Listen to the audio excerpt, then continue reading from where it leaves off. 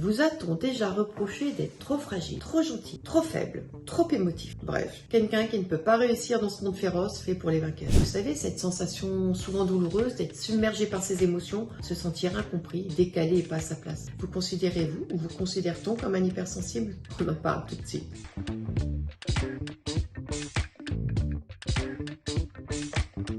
Bonjour, je suis Céline Lecussol, votre coach en développement personnel et aujourd'hui j'aimerais vous parler de l'hypersensibilité. Mais une fois n'est pas coutume, je vais vous parler de son super pouvoir. Je vous rappelle que si vous n'avez pas le temps de regarder cette vidéo en entier, vous pouvez télécharger une fiche récapitulative et un test en dessous dans le commentaire. L'hypersensibilité, c'est quoi? Ce serait une sensibilité supérieure à la moyenne. Mais savez-vous qu'elle toucherait environ 30% de la population? Autant dire que le nombre de personnes concernées est loin d'être négligeable, à tel point qu'on lui dédie d'ailleurs depuis 2019, le 13 janvier, une journée nationale. Mais qu'est-ce qu'un hypersensible ou personne dotée d'une haute sensibilité? Terme défini par Hélène Aron, une des grandes spécialistes dans ce domaine que je vous encourage à lire. On tend à penser que c'est une caractéristique innée qui peut être exacerbée selon les personnes par l'éducation reçue et les événements traumatiques vécus durant son enfance. Les personnes hypersensibles ont un système psychoneurologique extrêmement actif, surstimulé, qui perçoit sans filtre de protection. On en recense 3 catégories. Vous avez la charge sensorielle ou l'hyperesthésie. Les sens, l'ouïe, la vue, le toucher, l'odorat ou le goût, perçoivent les stimuli intrinsèques et extrinsèques de manière exacerbée, engendrant une véritable gêne, allant du manque de concentration à une réelle souffrance physique. Puis vous avez l'intensité émotionnelle. La personne est totalement submergée par ses émotions, l'empêchant de raisonner, d'analyser objectivement une situation pour lui apporter la réponse la plus adéquate.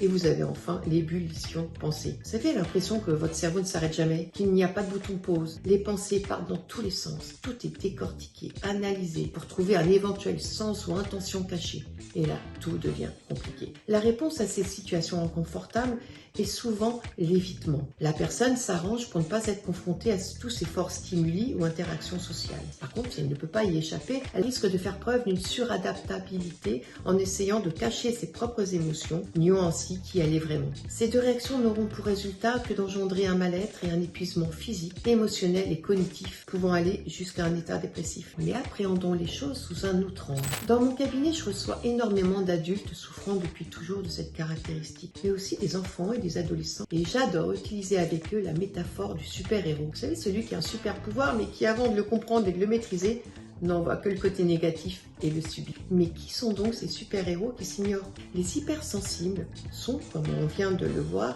très réceptifs aux informations sensorielles, émotionnelles et cognitives. Et cela fait d'elles des personnes empathiques et intuitives, capables d'analyser efficacement des situations problématiques et de trouver rapidement des solutions.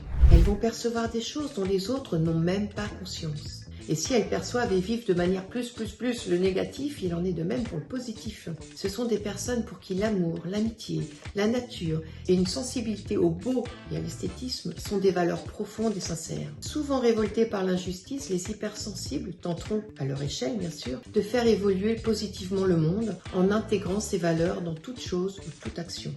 Ils tomberont, mais le moment venu, ils te rejoindront dans le soleil calme. Le moment venu, tu les aideras.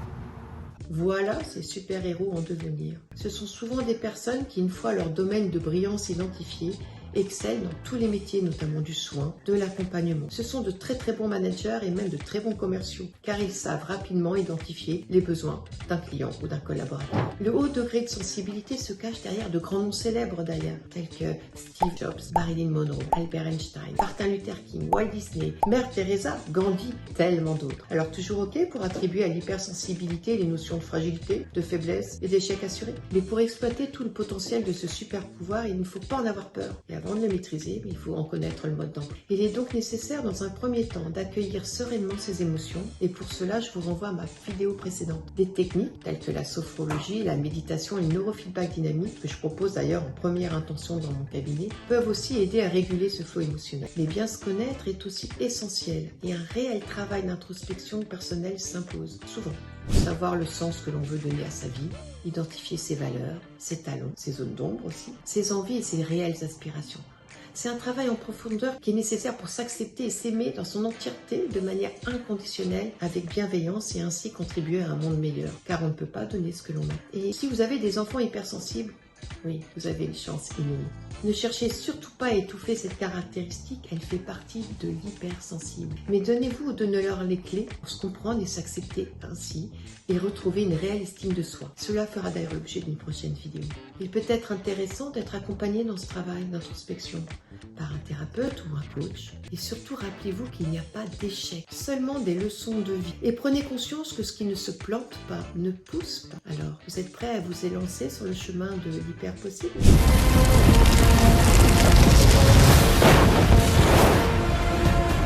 Si vous avez aimé cette vidéo, n'hésitez pas à la partager, à la liker et à vous abonner à la chaîne. Et bientôt, je vous donne rendez-vous pour une prochaine vidéo. En attendant, prenez soin de vous.